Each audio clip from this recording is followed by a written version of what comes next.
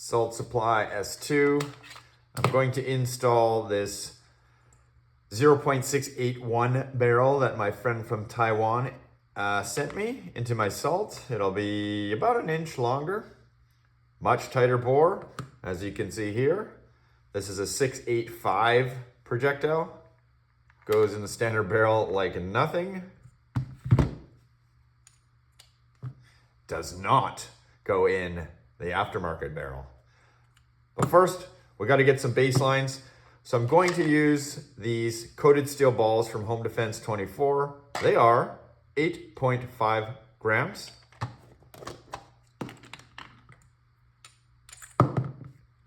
And they go through. Dum da dum dum.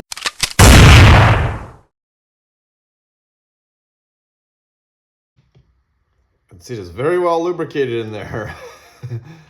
There's my FSC back cap. You can see how I had to kind of shape it so it would clear these rear bosses inside here.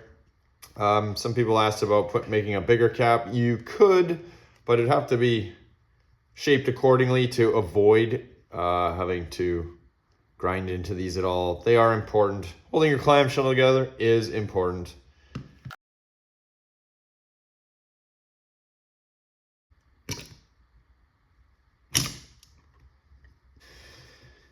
It never goes as planned, does it?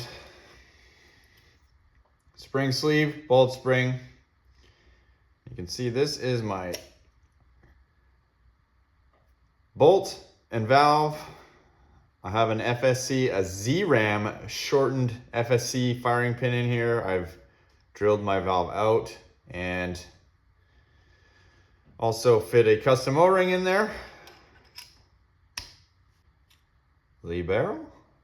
That is your factory barrel. That is my aftermarket barrel. Like that. Let's just see how this fits.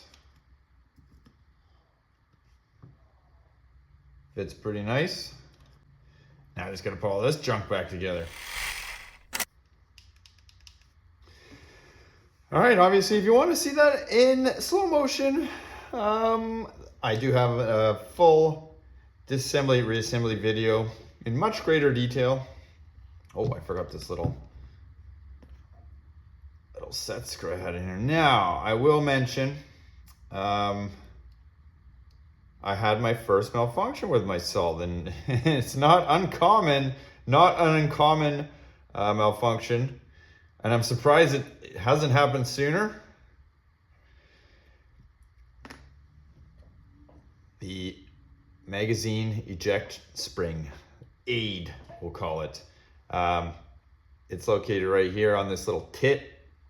Mine came off yesterday. That has never happened to me. So I'm gonna stick it back on, but we'll see, is there a better way to put it on there? I might need to just tighten that coil up a little bit.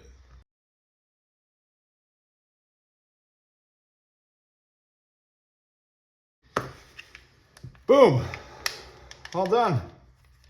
There's what it looks like with the extended barrel. Not everybody's cup of tea.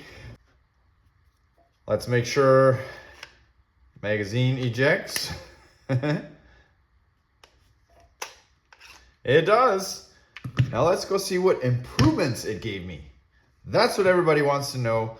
I'll test again with these 8.6 gram. I weighed these, they're actually 8.6 gram.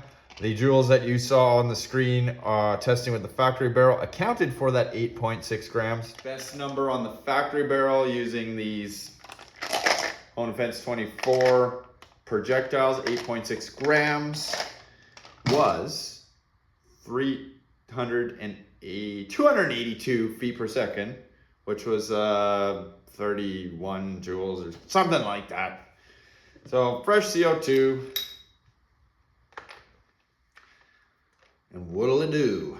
I'm thinking 34.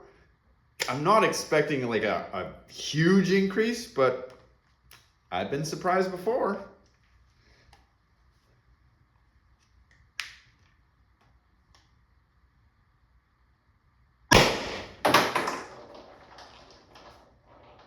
The same.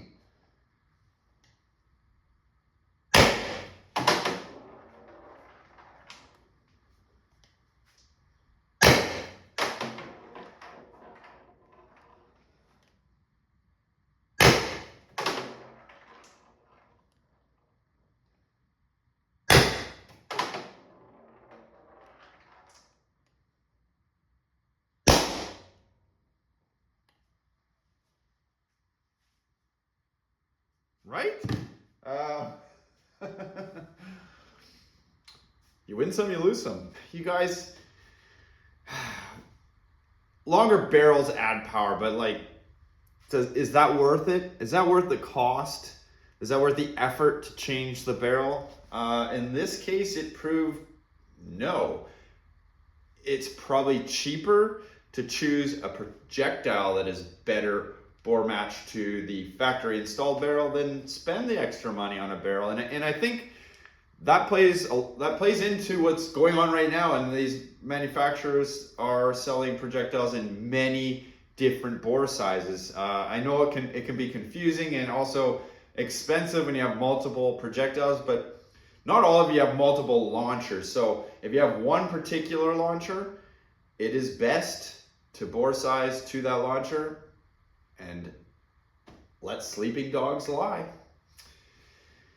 See ya. All right.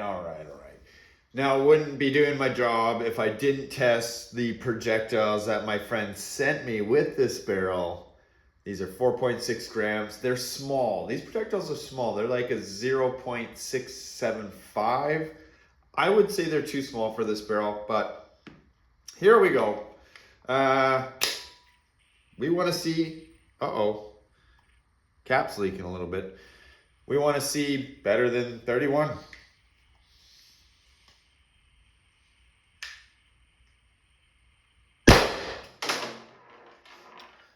$3.74. Cap stopped leaking. $3.64.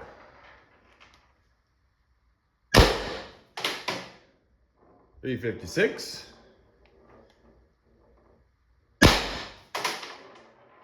$3.48.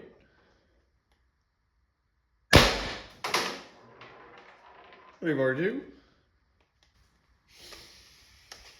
Nope, just wasn't in the cards. Just wasn't in the cards.